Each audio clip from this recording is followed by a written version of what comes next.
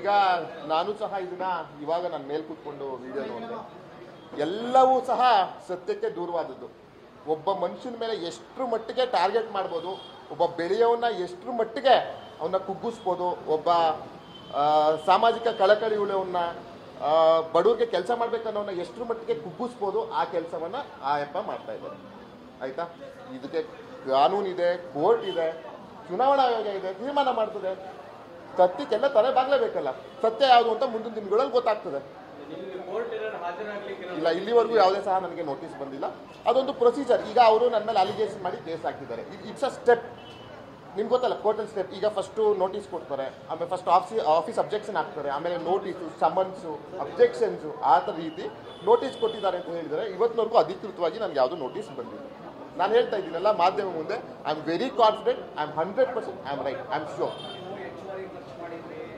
ಅದಕ್ಕೆ ಕೇಳಿ, ಚುನಾವಣಾ ಆಯೋಗದ ಬಗ್ಗೆ ನಮಗೆ ಹೆಮ್ಮೆ ಇದೆ. ಚುನಾವಣಾ ಆಯೋಗದ ಬಗ್ಗೆ ಯಾರು ಅಲಿಗೇಷನ್ ಮಾಡೋಕ್ಕಾಗಲ್ಲ.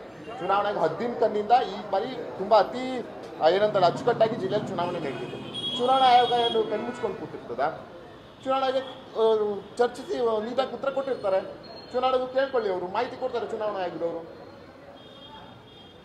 ಈಗ ಇಲ್ಲಿ ಸಲ ಈಗ ನಾನು ಒಂದು 2-3 ತಿಂಗಳ ಬಗ್ಗೆ ಮೆಲ್ಕಾಕಕ್ಕೆ ಹೋಗ್ತೀನಿ ಹಿಂದ್ಗಡೆದು ನನ್ನ ಬಗ್ಗೆ ಫಸ್ಟ್ ಅಲಿಗೇಷನ್ ಮಾಡಿದ್ರು. ಇನ್ನು ಪಾಪ ನಾನು ಇನ್ನೂ ಸಂಸದನಾಗಿ ಆಯ್ಕೆನೇ ಆಗಿರಲಿಲ್ಲ. ನಾನಿನ್ನು ಅವಾಗ ತಾನೇ ನಾವೆಲ್ಲ ಚುನಾವಣೆ ಮುಗಿಸಿ 2-3ನೇ ಹಂತಕ್ಕೆ ಚುನಾವಣೆ ನಡೀತಾ ಇತ್ತು. ನಾನು ಅವಾಗಲೇ ನನ್ನ ಮೇಲೆ ಅಲಿಗೇಷನು, ನನಗೆ ಯಾವಾಗ ಗೆಲ್ತಾರೆ ಅನ್ನೋದು ಮುನ್ಸೂಚನೆ ಗೊತ್ತಾಯಿತು. ಇವ್ರು ಸರಿ ಇಲ್ಲ, ಇವರು ಪೆನ್ಡ್ರೈವ್ ಹಂಚಿದ್ದಾರೆ, ಅದು ಮಾಡಿದ್ದಾರೆ, ಇದು ಮಾಡಿದ್ದಾರೆ ಅಂತ ಯಾವುದಾದ್ರೂ ಪ್ರೂವ್ ಆಯಿತಾ? ನನ್ನ ಮೇಲೆ ಡಿ ಕೆ ಸಾಹೇಬ್ರ ಮೇಲೆ ಅದು ಯಾವುದೋ ಒಂದು ಅಲಿಗೇಷನ್ ಮಾಡಿದ್ರು, ಪ್ರೂವ್ ಆಯಿತಾ? ಇಲ್ಲ. ನೀವು ನೋಡ್ತಾ ಇದ್ದಾರೆ ವೈಯಕ್ತಿಕವಾಗಿ ಆ ಆ್ಯಪ್ ನನ್ನ ಟಾರ್ಗೆಟ್ ಮಾಡ್ತಾ ಇದ್ದಾರೆ. ಮಾಡಲಿ, I am very ready, I am very confident. ಆಯಿತಾ?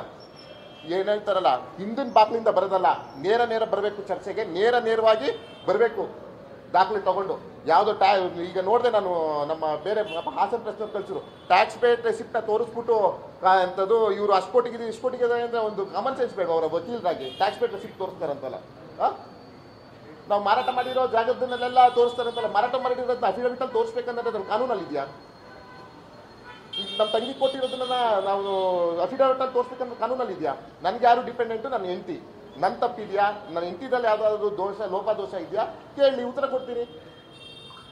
ಇವರು ನಮ್ಮ ಕುಟುಂಬದವ್ರನ್ನೆಲ್ಲ ತಂದು ಯಾಕೆ ತರಬೇಕು? ಇದನ್ನ ನಾನು ನೋಡ್ತಾ ಇದ್ದೀನಿ, ಸೂಕ್ಷ್ಮವಾಗಿ ಗಮನಿಸ್ತಾ ಇದ್ದೀನಿ.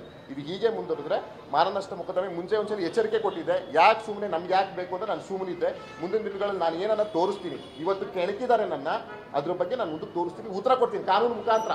ಏನು ಹೇಳುತ್ತಲ್ಲ, ಕಾನೂನು ಮುಖಾಂತರ ಅವ್ರಿಗೆ ಉತ್ತರ ಕೊಡ್ತೀನಿ.